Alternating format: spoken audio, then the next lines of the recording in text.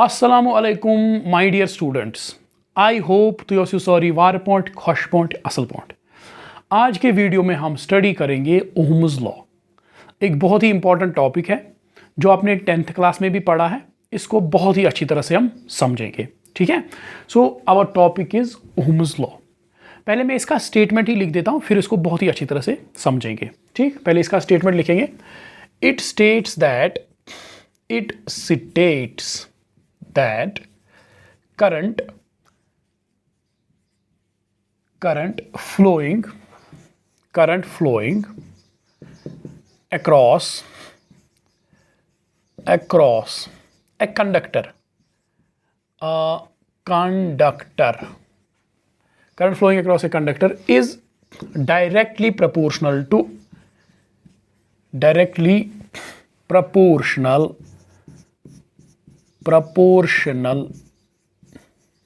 the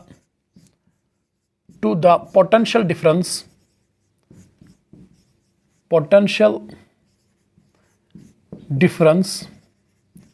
across the conductor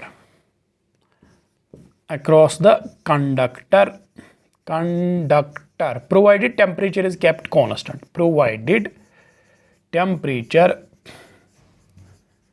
is kept constant, ठीक है। देखो, current flowing across a conductor is directly proportional to potential difference across the conductor provided temperature is kept constant. देखो यहां पे एक conductor है, ठीक है। ये एक कंडक्टर है, ठीक। इस कंडक्टर के अक्रॉस मैंने पोटेंशियल डिफरेंस अप्लाई की, पोटेंशियल डिफरेंस V, ठीक है। तो इसमें करंट चलेगा, पोटेंशियल डिफरेंस लगाने से इसमें करंट चलेगा। अच्छा, इसमें कितना करंट चलेगा? इसमें अगर हम पोटेंशियल डिफरेंस ज़्यादा लगाएंगे तो ज़्यादा करंट चलेगा, पोटेंशियल डिफरेंस कम लगाएंगे तो कम करंट चलेगा, ठीक है। सो वी से करंट जो इसमें चलेगा that is directly proportional to V, potential difference V। जितना पोटेंशियल डिफरेंस बढ़ाओ उतना करंट भी बढ़ेगा, ठीक है। अच्छा, और वी कैन से सो जितना इसके अक्रॉस पोटेंशियल डिफरेंस है उतना ही करंट भी ज़्यादा होगा। और इसको हम ऐसे भी लिख सकते हैं, potential difference V is directly proportional to current I, ठीक है। जितना ज़्यादा करंट आएगा इसमें दैट मीन्स उतना ही ज़्यादा इसके अक्रॉस पोटेंशियल डिफरेंस है। और we can write V is equal to, proportionality को इक्वेशन बनाने के लिए यहाँ पे कॉन्स्टेंट डालना पड़ेगा, V is equal to R into I, ठीक है। अब ये R घुस गया बीच में, ये क्या है? R is resistance of conductor. R is resistance of conductor. R क्या है? कंडक्टर की रेजिस्टेंस। शाबाश, R कंडक्टर की रेजिस्टेंस है, ठीक है। और फॉर ओहमिक कंडक्टर्स अभी मैं समझाऊंगा आपको, डरने की बात नहीं है। फॉर ओहमिक कंडक्टर्स, जो ओहमिक कंडक्टर्स हैं उनमें R होता है कॉन्स्टेंट, R इज कॉन्स्टेंट, ठीक है। ओहमिक कंडक्टर्स के लिए ये R कॉन्स्टेंट होता है। जब ये कॉन्स्टेंट हो गया तो then we say V is directly proportional to I, ठीक है। अच्छा, अब मसला ये है कि ओहमिक कंडक्टर्स मैंने यहाँ पे लिखा, ओहमिक कंडक्टर्स क्या होते हैं? देखो, जो ओहम्स लॉ है ये हर एक कंडक्टर के लिए एप्लीकेबल नहीं है, ये बात आप दिमाग में रखो। ये हर एक कंडक्टर के लिए एप्लीकेबल नहीं है। जो कंडक्टर्स ओहम्स लॉ फॉलो करते हैं, उनको हम कहते हैं ओहमिक कंडक्टर्स कौन से कंडक्टर्स हैं? कंडक्टर्स विच फॉलो या विच ओबे ओम्स लॉ, जो ओम्स लॉ को ओबे करते हैं, इस लॉ को ओबे करते हैं, ठीक है। विच ओबे ओम्स लॉ, उनको हम कहते हैं ओहमिक कंडक्टर्स। अब ओहमिक कंडक्टर्स में क्या होता है? रेजिस्टेंस R इज कॉन्स्टेंट, ठीक है। ओहमिक कंडक्टर्स के लिए रेजिस्टेंस कॉन्स्टेंट होती है एट गिवन टेम्परेचर। देखो, अगर टेम्परेचर चेंज करेंगे फिर तो रेजिस्टेंस चेंज हो जाएगी, मगर अगर हम टेम्परेचर कॉन्स्टेंट रखेंगे तो ओहमिक कंडक्टर्स की रेजिस्टेंस कॉन्स्टेंट रहती है एक गिवन टेम्परेचर पे, ठीक है। तो पोटेंशियल डिफरेंस बढ़ाने से रेजिस्टेंस पे कोई इफेक्ट नहीं पड़ेगा, या करंट या पोटेंशियल डिफरेंस बढ़ाने से रेजिस्टेंस पे कोई इफेक्ट नहीं पड़ेगा क्योंकि ये कांस्टेंट है, ठीक है, ओहमिक कंडक्टर्स के लिए। अच्छा, अब आएगी तो ohmic conductors, for example metals, जो मेटल्स हैं वो ओहमिक कंडक्टर्स हैं, मेटल्स, ठीक। अब नॉन ओहमिक कंडक्टर्स क्या है? Non ohmic conductors, non ohmic conductors, non ohmic conductors come on मानो, शाबाश, सिंपल है। Which do not obey Ohm's law, don't obey Ohm's law, don't obey Ohm's law, ये Ohm's law को obey नहीं करते हैं। इनमें पोटेंशियल डिफरेंस करंट के डायरेक्टली प्रोपोर्शनल नहीं होती है, ठीक है, don't obey Ohm's law. For example PN junction diode, junction diode, ये क्या बला है? Junction diode. देखो ये एज एन एग्जांपल आप बस याद रखो, क्योंकि ये हमें सेमीकंडक्टर्स में इन डिटेल पढ़ना है, ठीक है, इसको हमें पूरा डिटेल में पढ़ना है सेमीकंडक्टर्स में, ठीक है। सो अभी एज एन एग्जांपल याद रखो, ये ओम्स लॉ फॉलो नहीं करता है, सो इसको हम कहते हैं नॉन ओहमिक कंडक्टर्स। इसी तरह वैक्यूम ट्यूब्स है, वैक्यूम ट्यूब्स है, इसी तरह है ट्रांजिस्टर्स है, ट्रांजिस्टर्स, ये कुछ एग्जांपल्स हैं दिस नॉन ओहमिक कंडक्टर्स की एग्जांपल्स, ठीक है। तो अब देखो इन जो नॉन ओहमिक कंडक्टर्स है, इनकी रेजिस्टेंस जो है R is not constant, is not constant, इनकी resistance at given temperature, at given temperature, इनकी रेजिस्टेंस एक गिवन टेम्परेचर पे कांस्टेंट नहीं होती है। इनकी रेजिस्टेंस पोटेंशियल डिफरेंस पे डिपेंड करती है। पोटेंशियल डिफरेंस क्या है? नॉन ओहमिक कंडक्टर्स में रेजिस्टेंस कांस्टेंट नहीं है, it depends on V, that is potential difference. अभी देखेंगे हम, डोंट वरी, पोटेंशियल डिफरेंस, ये पोटेंशियल डिफरेंस भी डिपेंड करता है कि नॉन ओहमिक कंडक्टर के अक्रॉस हमने क्या पोटेंशियल डिफरेंस लगाई, उस पर भी डिपेंड करता है रेजिस्टेंस क्या होगी, ठीक है। ओहमिक कंडक्टर्स में रेजिस्टेंस टेम्परेचर पे डिपेंड करता है, ठीक है, रेजिस्टेंस कांस्टेंट है एक गिवन टेम्परेचर पे। नॉन ओहमिक कंडक्टर्स में रेजिस्टेंस एक गिवन टेम्परेचर पे कांस्टेंट नहीं है, ये वोल्टेज पे भी डिपेंड करता है, जो हम अभी देखेंगे, ठीक है। अच्छा, अब देखो यहाँ पे एक बहुत ही इंपॉर्टेंट बात ये है कि जो ये जो फॉर्मूला है V is equal to R I, V is equal to R I, इस फॉर्मूला से हम रेजिस्टेंस निकालते हैं दोनों के लिए। इस फॉर्मूला से हम रेजिस्टेंस निकालते हैं ओहमिक कंडक्टर्स के लिए भी, ओहमिक कंडक्टर्स के लिए भी, और नॉन ओहमिक कंडक्टर्स के लिए भी, नॉन ओहमिक कंडक्टर्स दोनों में हम देखो इस फॉर्मूला से हम रेजिस्टेंस ओहमिक कंडक्टर्स के लिए भी निकाल सकते हैं और नॉन ओहमिक कंडक्टर्स के लिए भी निकाल सकते हैं। अब ओहमिक कंडक्टर्स में ये बात है कि यहाँ पे ओहमिक कंडक्टर्स में रेजिस्टेंस होती है कांस्टेंट, रेजिस्टेंस कांस्टेंट होती है, ओहमिक कंडक्टर्स की रेजिस्टेंस कांस्टेंट होती है, तो हम कहते हैं potential difference is directly proportional to I, ठीक है। नॉन ओहमिक कंडक्टर्स में रेजिस्टेंस कांस्टेंट नहीं होती है, तो हम ये नहीं कह सकते हैं कि potential difference is directly proportional to I। मगर अगर हमें रेजिस्टेंस निकालनी है तो दोनों के लिए हम इस फॉर्मूला का इस्तेमाल कर सकते हैं, ठीक है। तो ओहमिक कंडक्टर्स में सिर्फ बात यह है कि खास बात यह है कि इसमें रेजिस्टेंस कांस्टेंट रहती है और हम कहते हैं V is directly proportional to I, जो ओहम्स लॉ है और जो हम नॉन ओहमिक कंडक्टर्स के लिए नहीं कह सकते। मगर अगर हमें रेजिस्टेंस निकालनी है तो हम दोनों में इसी फॉर्मूला से निकाल सकते हैं, ठीक है। अभी आपको और ज़्यादा समझ आएगा, एग्जाम्पल मैं दूंगा इस पर। देखो इसको और अच्छी तरह से समझेंगे, और अच्छी तरह से इसको समझेंगे। देखो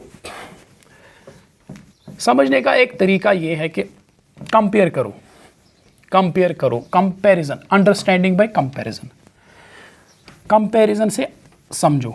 देखो सपोज अगर आपको समझना है कि दिन क्या होता है, अगर आपको समझना है कि दिन क्या होता है, आप रात समझो, आपको दिन अच्छी तरह से समझ आएगा दिन क्या होता है, ठीक है। अगर आपको समझना है वाइट क्या होता है, वाइट, तो आप पहले ब्लैक देखो, फिर आपको वाइट अच्छी तरह से समझ में आ जाएगा, ठीक है। सो कंपेयर करके इंसान अच्छी तरह से समझ पाता है कॉन्सेप्ट्स को। देखो देखो देखो, तो यहाँ पे हम समझेंगे ओहम्स लॉ को, कंपेयर करेंगे हम ओहमिक कंडक्टर और नॉन ओहमिक कंडक्टर। हम एक ओहमिक कंडक्टर लेंगे और एक नॉन ओहमिक कंडक्टर लेंगे, इनको कंपेयर करके हम देखेंगे, ठीक है। उससे क्या होगा, ओहम्स लॉ अच्छी तरह से समझ आएगा। सो यहाँ पे हम लेंगे एक ओहमिक कंडक्टर, ओहमिक कंडक्टर, ठीक है, एक ओहमिक कंडक्टर लेंगे और यहाँ पे लेंगे एक non ohmic conductor, non ohmic conductor. तो इसमें एज एन एग्जांपल हम लेंगे रेजिस्टर। फॉर एग्जांपल रेजिस्टर एक ओहमिक कंडक्टर है। रेजिस्टर, आपने रेजिस्टर देखा होगा, देखो मार्केट में मिलता है रेजिस्टर। ये छोटा सा एक सर्किट कंपोनेंट होता है, ऐसे छोटा सा एक कंपोनेंट होता है, ऐसे ऐसे। ये इसके दो कनेक्शन पॉइंट्स हैं, ये है एक रेजिस्टर, ठीक है।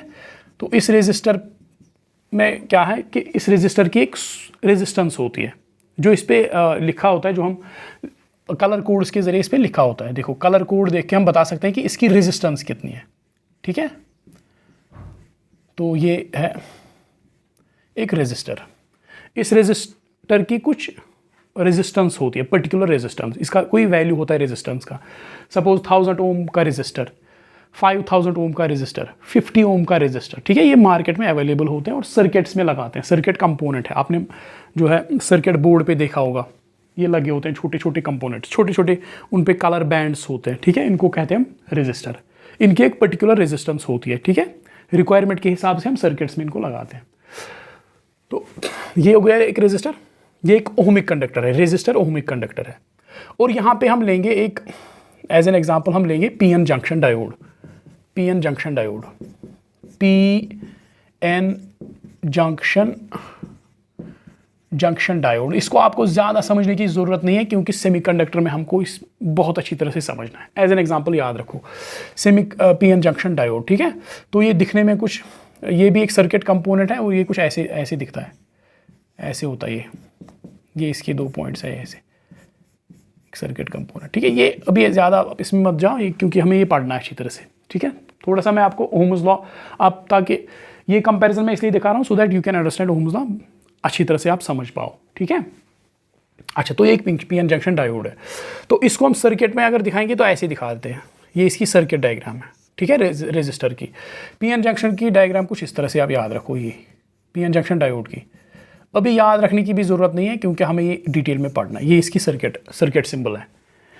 रेजिस्टर को हम ऐसे दिखाते हैं सर्किट में, और पीएन जंक्शन डायोड को ऐसे दिखाते हैं। सर्किट सिंबल है पीएन जंक्शन डायोड का, ठीक है। अब देखो देखो देखो, अब हम क्या करेंगे, हम इस पे हम लगाएंगे एक बैटरी। इस रेजिस्टर के साथ हम इस रेजिस्टर के अक्रॉस हम पोटेंशियल डिफरेंस पुट करेंगे। इस रेजिस्टर के अक्रॉस हमने क्या की पुट, पोटेंशियल डिफरेंस, ठीक। तो पोटेंशियल डिफरेंस लगाने से इसमें आ जाएगा करंट, इसमें करंट चलेगा, ठीक है।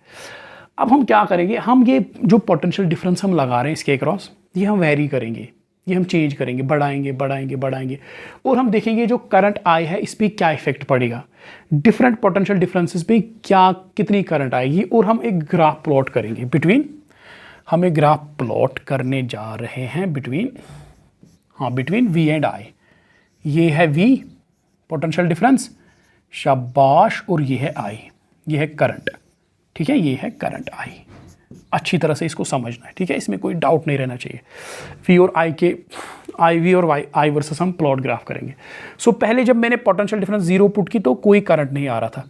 फिर जब मैंने पोटेंशियल डिफरेंस बढ़ाना शुरू किया, करंट भी बढ़ना शुरू हो गया, तो मुझे कुछ इस तरह से लाइन मिली, ठीक है। पोटेंशियल डिफरेंस बढ़ाने से करंट भी बढ़ रहा है, ठीक है।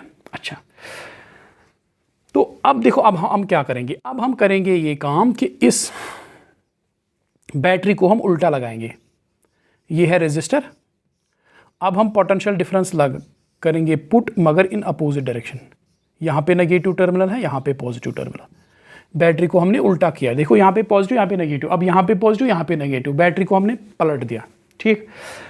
सो इसका मतलब ये है कि अब हम नेगेटिव बाय कन्वेंशन हम मानेंगे, अगर ये पोटेंशियल डिफरेंस अगर हम पॉजिटिव लेते हैं, पॉजिटिव, ये पोटेंशियल डिफरेंस अगर हम पॉजिटिव लेते हैं तो ये करंट हम लेते हैं पॉजिटिव, ठीक। अब क्योंकि हमने बैटरी को पलट दिया, तो ये पोटेंशियल डिफरेंस जो अब है इसको हम नेगेटिव मानेंगे बाय कन्वेंशन समझने के लिए, तो इसको हम नेगेटिव पोटेंशियल डिफरेंस मानेंगे। और जब करंट भी उल्टा चलेगा, इस करंट को हम नेगेटिव करंट मानेंगे, इस एक्सिस के अलोंग प्लॉट करेंगे, माइनस एक्स एक्सिस के अलोंग, ठीक है।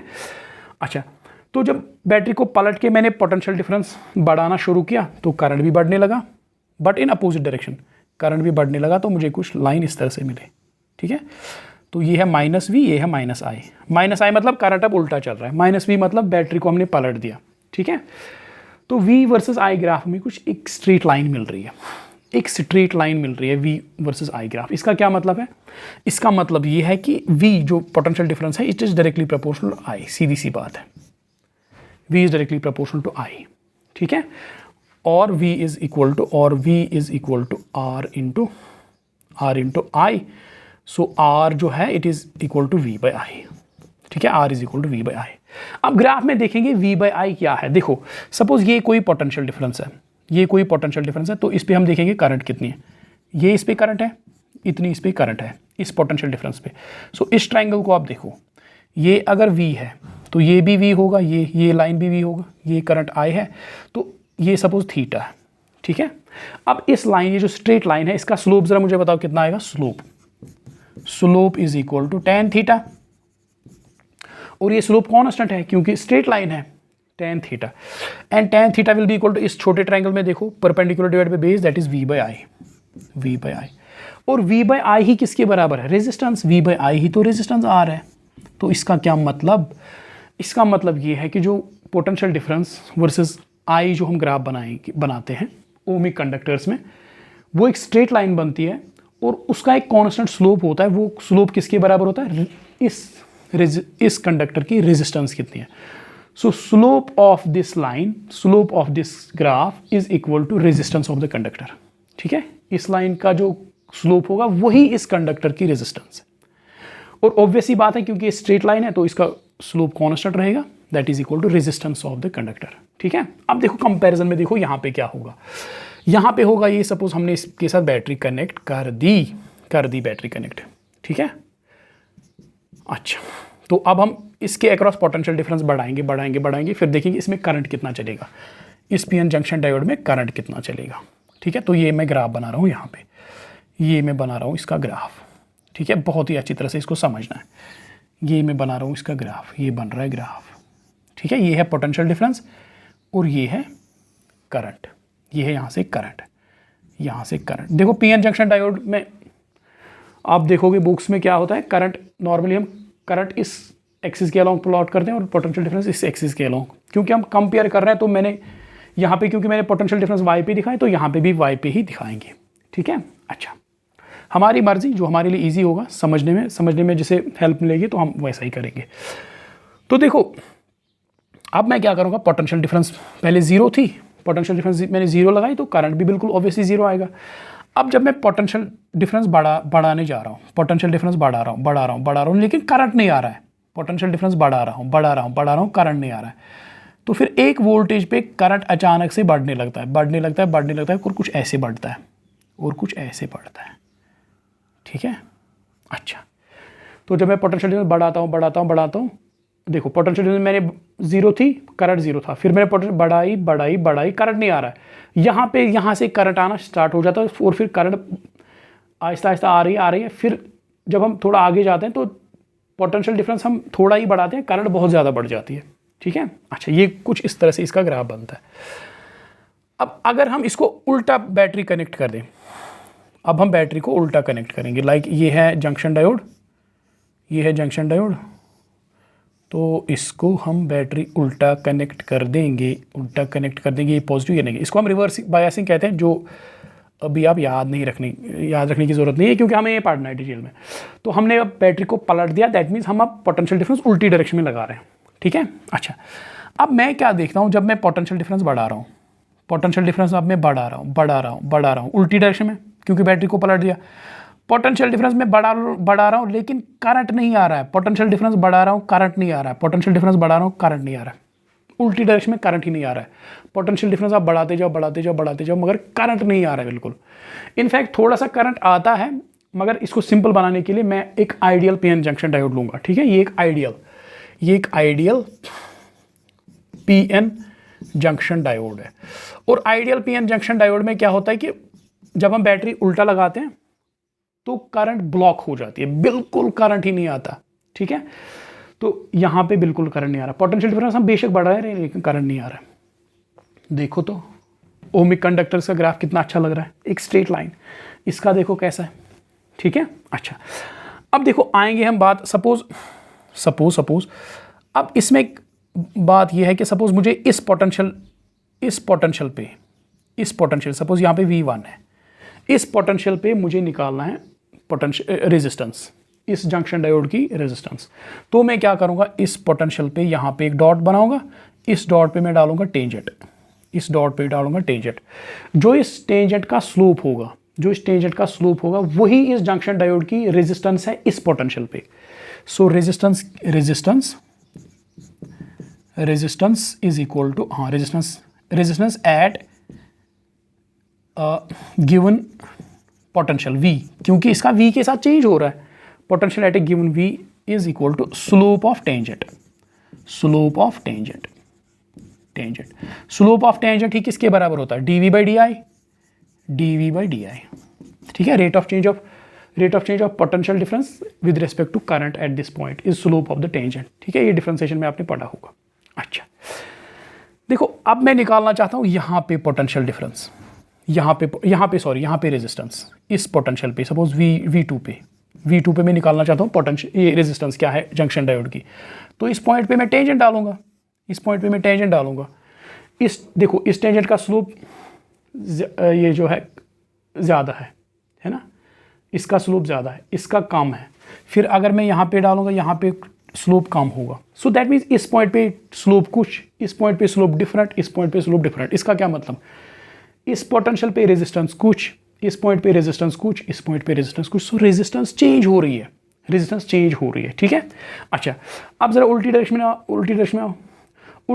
में हम करंट लगा रहे हैं, सॉरी पोटेंशियल डिफरेंस लगा रहे हैं, लेकिन करंट नहीं आ रहा है। इसका क्या मतलब है, इसका मतलब ये है कि रेजिस्टेंस इतनी ज़्यादा है इस पोर्शन में, जब हम बैटरी उल्टा लगाते हैं रेजिस्टेंस इतनी ज़्यादा होती है कि करंट ही नहीं चलता, करंट ब्लॉक हो रही है। सो इसका मतलब है इस रीजन में रेजिस्टेंस है इन्फिनिटी, रेजिस्टेंस इज इन्फिनिटी। देखो खड़ी लाइन है बिल्कुल, इसका स्लोप इन्फिनिटी होता है। ठीक है, तो उल्टी डायरेक्शन में रेजिस्टेंस इन्फिनिटी है। जब हम बैटरी उल्टा लगाते हैं तो इस जंक्शन डायोड की रेजिस्टेंस इन्फिनाइट हो जाती है। ठीक है, तो नॉन ओहमिक कंडक्टर्स में डिफरेंट पोटेंशियल पे डिफरेंट रेजिस्टेंस होती है, और पोलैरिटी चेंज करने से रेजिस्टेंस चेंज हो जाती है। देखो यहाँ पे हमने पोलैरिटी चेंज की, बैटरी को हमने पलट दिया, रेजिस्टेंस बिल्कुल इन्फिनिटी हो गई। यहाँ पे देखो बैटरी को हमने उल्टा कर दिया, रेजिस्टेंस पे कोई फर्क नहीं पड़ा, जितना स्लोप यहाँ पे है उतना स्लोप यहाँ पे भी है। ठीक है, तो यहाँ पे रेजिस्टेंस पोटेंशियल के साथ चेंज होती है, डिफरेंट पोटेंशियल पे डिफरेंट रेजिस्टेंस होती है। इस रेजिस्टेंस को हम कहते हैं डायनेमिक रेजिस्टेंस, क्योंकि चेंज हो रही है। सो डायनेमिक रेजिस्टेंस। तो पीएन जंक्शन डायोड में या नॉन ओहमिक कंडक्टर्स में डायनेमिक रेजिस्टेंस होती है। डायनेमिक क्यों, क्योंकि ये पोटेंशियल के साथ चेंज होती है, and it is equal to dV upon dI। ठीक है, अब देखो रेजिस्टेंस किसके बराबर होती है, V अपॉन I। ठीक है, अब रेजिस्टेंस एक रेशो है जो पोटेंशियल डिफरेंस और करंट का रेशो है। तो ये यहाँ पे भी एप्लीकेबल है। देखो यहाँ पे भी हम रेजिस्टेंस कैसे निकालते हैं, V/I, इन्हीं दो का ratio V/I, potential difference divide by current. यहाँ पे बेशक रेजिस्टेंस बदलती है डिफरेंट पोटेंशियल डिफरेंस के साथ, मगर है किसके बराबर, dV upon dI, potential difference और करंट का रेशो। ठीक है, तो V अपॉन I इस फॉर्मूला से हम रेजिस्टेंस यहाँ पे भी निकालते हैं और यहाँ पे भी निकालते हैं। इसको याद रखो, ये बहुत ही इंपॉर्टेंट है, क्योंकि यहाँ पे भी resistance is a ratio of potential difference and current, यहाँ पे भी resistance is a ratio of potential difference and current. फर्क सिर्फ इतना है कि यहाँ पे रेजिस्टेंस चेंज होता है विद पोटेंशियल डिफरेंस, यहाँ पे कॉन्स्टेंट रहता है। आई समझ, आई होप ये आपको अच्छी तरह से समझ में आ गया होगा। ठीक है, देखो अब ये हो गया ओम्स लॉ। देखो एक नज़र में इसको देखो, कंपेयर करके देखो, ओम्स लॉ बिल्कुल दिमाग में बैठ जाएगा। देखो अब हम पढ़ेंगे, अब हमें जो पढ़ना है that is deduction of Ohm's law. Ohm's law को प्रूव करेंगे। ओम्स लॉ को हम प्रूव करने जा रहे हैं। देखो बहुत ही सिंपल है, डिडक्शन ऑफ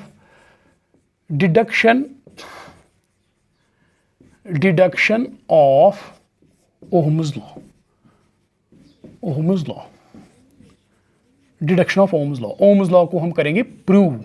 देखो हमें पता है मेटेलिक कंडक्टर्स के लिए I is equal to ANEVD। ठीक है, I is equal to ANEVD, बहुत ही सिंपल है। सो एम्प्लाइज हम लिख सकते हैं I is equal to V D किसके बराबर है खुद A N E, V D किसके बराबर E tau divide by M E, ठीक है, इसके बराबर है, ये हमने डिराइव किया है। और we can write I is equal to A N E square tau divide by M, tau divide by M, A N E square tau divide by M. देखो इलेक्ट्रिक फील्ड किसके बराबर होता है, ये सपोज ये कंडक्टर है, ये conductor है, इसकी लेंथ सपोज एल है, इसकी लेंथ सपोज एल है, ठीक है, और इसके अक्रॉस हमने सपोज पोटेंशियल डिफरेंस पुट की है वी, पुट की है वी, ये पॉजिटिव साइड ये नेगेटिव साइड। अगर हमने इसके across potential difference V put कर दी तो इसमें इलेक्ट्रिक फील्ड हो बन जाएगा, इलेक्ट्रिक फील्ड बन जाएगा। तो इलेक्ट्रिक फील्ड जब बनेगा वो इलेक्ट्रिक फील्ड किसके बराबर होता है, वी अपॉन एल, ठीक है। पोटेंशियल डिफरेंस हमने कितनी लगाई डिवाइड बाई इसकी लेंथ कितनी है। So E will be equal to V upon L, V upon L, ठीक है। अच्छा अच्छा, ये बता जरा ये क्या है, ये एरिया ऑफ क्रॉस सेक्शन है। A is area of cross section, area of cross section of this conductor, ये है एरिया ऑफ क्रॉस सेक्शन, ठीक है।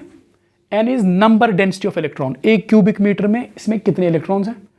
ई is charge on electron and V is drift velocity, ठीक है। यहाँ पे इसे M is mass of electron, tau is relaxation time या एवरेज रिलैक्सेशन टाइम कहो, relaxation average relaxation time tau into E, E is electric field, ठीक है।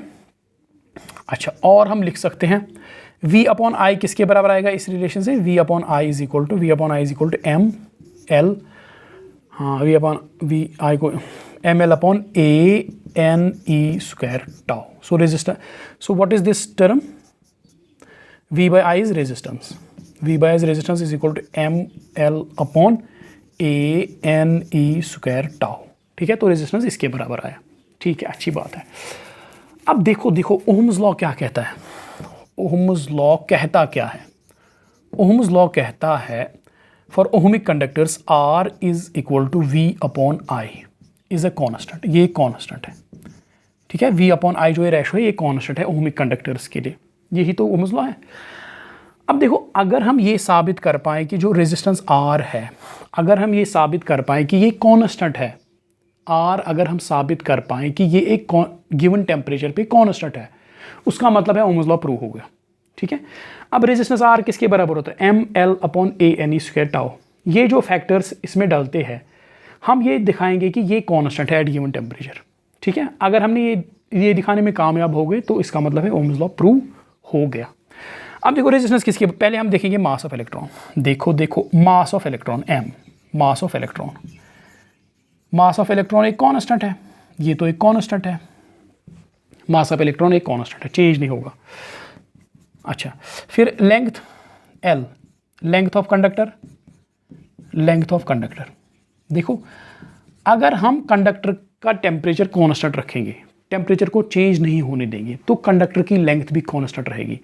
अगर टेम्परेचर चेंज होगा तो मे बी एक्सपेंड कर जाएगा, अगर टेम्परेचर डिक्रीज करेगा तो ये श्रिंक भी हो सकता है। So length of conductor at given temperature, at given temperature, ये भी कांस्टेंट। यही हाल कुछ एरिया ऑफ क्रॉस सेक्शन का है, एरिया ऑफ क्रॉस सेक्शन। देखो एरिया ऑफ क्रॉस सेक्शन जो है, area of cross section, area of cross section है एक गिवन टेम्परेचर पे। अगर हम कंडक्टर का टेम्परेचर कांस्टेंट रखें, एक गिवन टेम्परेचर पे कंडक्टर का जो है area of cross section constant रहेगा, मगर अगर टेम्परेचर चेंज होगा मे बी ये मोटा हो जाएगा, पतला हो जाएगा, ठीक है, कुछ भी हो सकता है टेम्परेचर चेंज करने से। मगर अगर हम टेम्परेचर कांस्टेंट रखेंगे तो एरिया ऑफ क्रॉस सेक्शन भी रहेगा constant at given temperature, at given temperature, ठीक है। अच्छा, so number density of electron, ये मेटल के लिए कांस्टेंट होती है, एन इज कांस्टेंट, एन जो है number density of electron, number density of electron constant, metals के लिए constant, number density of electron, कितने जो इलेक्ट्रॉन्स है एक क्यूबिक मीटर है, एक क्यूबिक मीटर में है, वो भी कांस्टेंट है, ठीक है। अब आई बात रिलैक्सेशन टाइम टाउ की। देखो relaxation time tau, relaxation time, अब रिलैक्सेशन टाइम या एवरेज रिलैक्सेशन टाइम को ये क्या होता है, average time between two successive collisions, दो सक्सेसिव कोलिजन्स के बीच कितना एवरेज टाइम लग रहा है, that is called average relaxation time. अब ये एवरेज रिलैक्सेशन टाइम जो है ये टेम्परेचर के साथ वेरी हो सकता है, क्योंकि अगर हम एक कंडक्टर का देखो सोचो, अगर एक कंडक्टर का टेम्परेचर बढ़ाएंगे तो इलेक्ट्रॉन्स की जो थर्मल स्पीड वो बढ़ जाएगी। दैट मीन्स वो जल्दी जल्दी कोलिजन्स करने लगेंगे, जल्दी जल्दी टकराएंगे जो है आयॉन्स के साथ, जल्दी जल्दी टकराएंगे। जल्दी जल्दी टकराने का मतलब उनका जो एवरेज रिलैक्सेशन टाइम है, जो रिलैक्सेशन टाइम वो डिक्रीज हो जाएगा, कम हो जाएगा। सो टेम्परेचर बढ़ाने से relaxation time, average relaxation time घट जाता है, टेम्परेचर बढ़ाने से एवरेज रिलैक्सेशन टाइम डिक्रीज हो जाता है। सो मगर अगर हम टेम्परेचर कांस्टेंट कर दें, tau at given temperature is constant, ठीक है। सो अगर हम टेम्परेचर बढ़ाएंगे बेशक रिलैक्सेशन टाइम डिक्रीज होगा, एवरेज रिलैक्सेशन टाइम डिक्रीज होगा अगर हम टेम्परेचर बढ़ाएंगे, क्योंकि टेम्परेचर बढ़ाने से थर्मल स्पीड बढ़ेगी, इलेक्ट्रॉन जल्दी जल्दी कोलाइड करेंगे, एवरेज रिलैक्सेशन टाइम कम आएगा। मगर अगर हम टेम्परेचर को फिक्स कर दें, कांस्टेंट कर दें, तो रिलैक्सेशन टाइम भी कांस्टेंट रहेगा। Relaxation time is constant at given temperature. तो ये फैक्टर्स आप देखो। अब अगर हम जो टेम्परेचर है अगर हम उसको कांस्टेंट कर दें, देखो ये तो ऑलरेडी मास ऑफ इलेक्ट्रॉन ये तो कांस्टेंट है ही, नंबर डेंसिटी ऑफ इलेक्ट्रॉन ये भी constant, relaxation charge on electron देखो E is charge on electron, charge on electron जो एक कांस्टेंट है ये सबको पता है, चार्ज ऑन इलेक्ट्रॉन। सो ये भी constant, mass of electron constant, number density of electron constant, charge on electron constant. अब अगर हम टेम्परेचर भी कांस्टेंट, एक गिवन टेम्परेचर पे लेंथ भी कांस्टेंट, एरिया भी कांस्टेंट, रिलैक्सेशन टाइम भी कांस्टेंट, सो मैं कह सकता हूँ कि एक गिवन टेम्परेचर पे जो रेजिस्टेंस है ये कांस्टेंट है। At a given temperature, at a given temperature R is constant, R is constant है ना, आर इज कांस्टेंट। जब आर कांस्टेंट होगा so hence Ohm's law is proved. At a given temperature R is constant, thus Ohm's law is true, Ohm's law is true, बिल्कुल सही है। Ohm's law कहता है for ohmic conductors resistance होती है constant.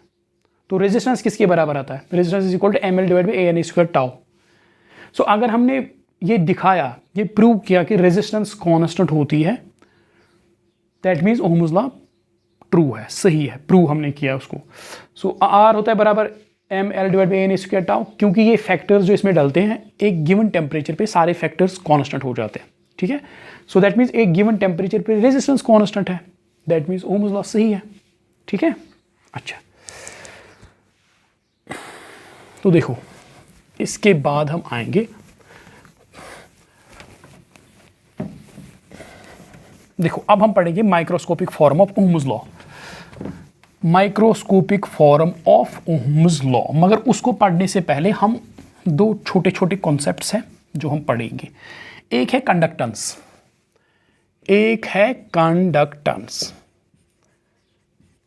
Conductance, ठीक है। कंडक्टेंस जी से हम इसको डिनोट करते हैं, कंडक्टेंस। अच्छा, सिंपल है। Conductance G is equal to 1/r। R क्या है, R is resistance of conductor. So conductance G of a conductor is equal to 1 its resistance.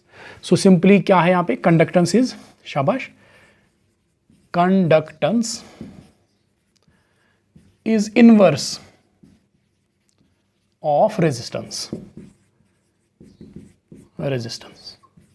देखो जितना ज्यादा, अब देखो जितना ज्यादा रेजिस्टेंस होगी कंडक्टेंस उतना कम।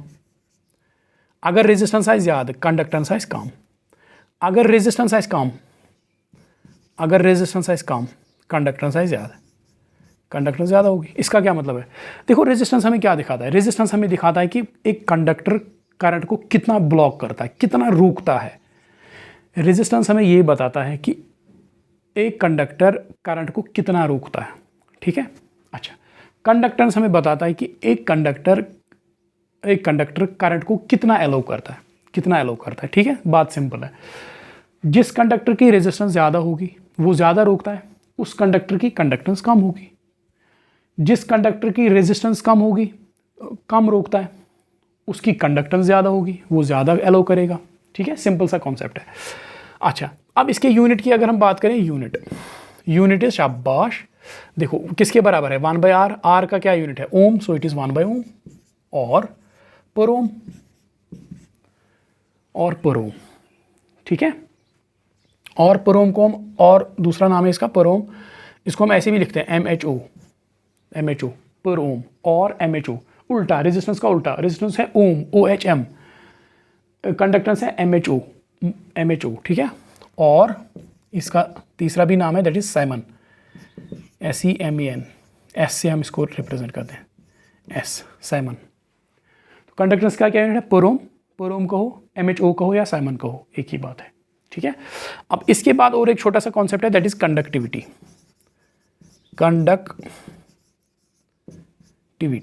अब कंडक्टिविटी इसको हम डिनोट करते हैं बाय रो, सिग्मा से हम इसको डिनोट करते हैं, सिग्मा। अब कंडक्टिविटी किसके बराबर है, देखो कंडक्टिविटी इज इक्वल टू 1/रो, सिग्मा इज इक्वल टू 1/रो। रो क्या है, rho is resistivity of the conductor, rho is resistivity of conductor. देखो जैसे कंडक्टेंस G इनवर्स है किसका, रेजिस्टेंस का, कंडक्टिविटी सिग्मा इनवर्स है किसका, रेजिस्टिविटी का। सिंपल, याद रखना आसान है। सो कंडक्टिविटी क्या है, कंडक्टिविटी इज इनवर्स ऑफ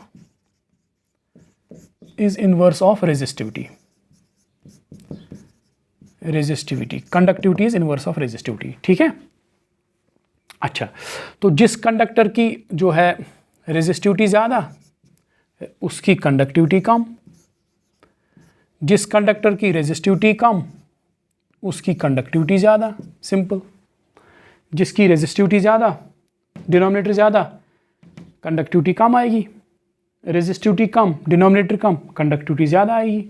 ठीक है, तो इसके अगर हम यूनिट की बात करें तो यूनिट आएगा, यूनिट शाबाश, रेजिस्टिविटी का क्या यूनिट है, 1 रेजिस्टिविटी, ओहम मीटर। ठीक है, तो इसका क्या यूनिट आएगा, ओहम मीटर। सो इसका यूनिट आएगा 1 ओहम और पर ओम पर मीटर, इसका जो है यूनिट है, पर ओम पर मीटर। ठीक है, पर ओम पर मीटर।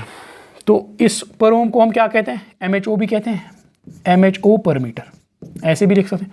और पर ओम को साइमन भी हम कहते हैं, साइमन पर मीटर, ये इसका यूनिट है। ठीक है, वेरी सिंपल। होप ये आपको अच्छी तरह से समझ में आ गया होगा। ठीक है, अच्छा, अब देखो, ये हो गया कंडक्टेंस एंड कंडक्टिविटी। अब हम आएंगे रिलेशन बिटवीन, देखो, अब हम एक इंपॉर्टेंट रिलेशन पढ़ने जा रहे हैं, that is relation between J, sigma and electric field.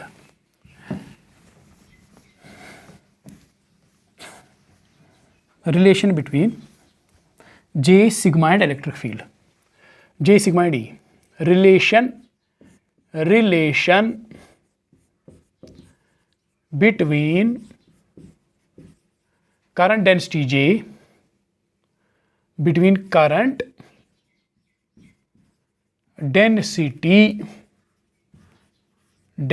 J, conductivity sigma and electric field E,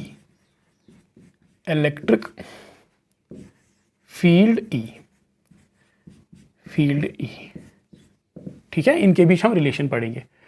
current density J, conductivity sigma और इलेक्ट्रिक फील्ड के बीच हम देखेंगे रिलेशन क्या है। तो हमें पता है, इसी से स्टार्ट करेंगे, I = ANEVD। ठीक है, और we can right I/A = NEVD। ठीक है, अच्छा शाबाश। और we can right I/A = NEVD के बदले क्या लिखेंगे, E/τ/ME।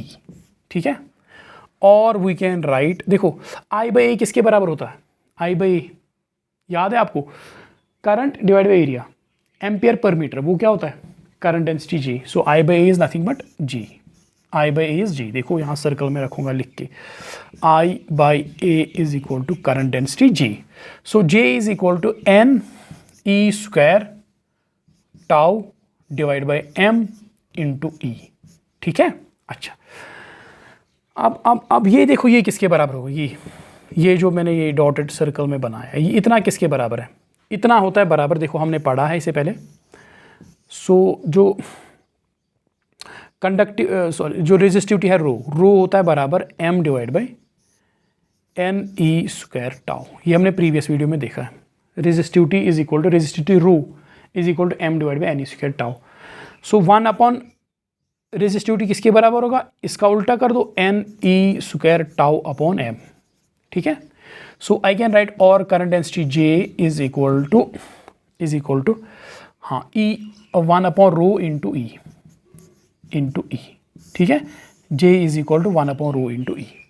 देखो ये जो रिलेशन है J is equal to 1 upon rho into E, इसको हम कहते हैं microscopic form of Ohm's law, microscopic form of Ohm's law, Ohm's law. देखो इसको क्यों कहते हैं ऐसा, देखो ओम्स लॉ क्या है, Ohm's law is current I is equal to V upon R है ओम्स लॉ, ठीक। तो हमने यहाँ पे क्या लिखा, J is equal to E upon rho, ठीक है। देखो यहाँ पे क्या है करंट, यहाँ पे है हमारे पास करंट, यहाँ पे क्या है करंट डेंसिटी, एक पॉइंट पे डेंसिटी कितनी है, ठीक है। ये करंट है, पूरा करंट कितना चल रहा है, ये करंट डेंसिटी कितनी है, ठीक है। अच्छा ये अगर पोटेंशियल डिफरेंस है, ये पोटेंशियल डिफरेंस है, पोटेंशियल डिफरेंस के जो कॉरस्पॉन्डिंग क्वांटिटी है, पोटेंशियल डिफरेंस इलेक्ट्रिक फील्ड की स्ट्रेंथ को हम या तो पोटेंशियल डिफरेंस से दिखाते हैं, या इलेक्ट्रिक फील्ड से दिखाते हैं इलेक्ट्रिक फील्ड की स्ट्रेंथ को। तो यहाँ पे पोटेंशियल डिफरेंस है, यहाँ पे E है, देखो मिलती जुलती क्वांटिटीज है, current density, potential difference electric field, resistance R, यहाँ पे रेजिस्टिविटी रो, ठीक है। तो ये अगर ओम्स लॉ है, ये इसका mini form microscopic form. So J is equal to E upon rho, ठीक है। और हम इसको ऐसे भी लिख सकते हैं, J is equal to 1 upon rho किसके बराबर लिख सकते हैं, कंडक्टिविटी सिग्मा, क्योंकि हमें पता है अभी हमने देखा sigma is equal to 1 upon rho, ठीक है। So J is equal to sigma into e, शाबाश। ये है microscopic form of Ohm's law, या इसको ये दोनों, these are microscopic forms of Ohm's law, ठीक है। आई होप ये बहुत ही अच्छी तरह से आपको समझ में आ गया होगा। अगर आप वीडियो एंड तक देखते हो तो अगर आपको पूरा समझ में आता है तो कमेंट्स में आप लिख देना 100% अंडरस्टूड, ठीक है। और अगर कोई डाउट है तो वो भी टाइप कर देना कमेंट्स में, ठीक है, and I will reply. Okay, thank you.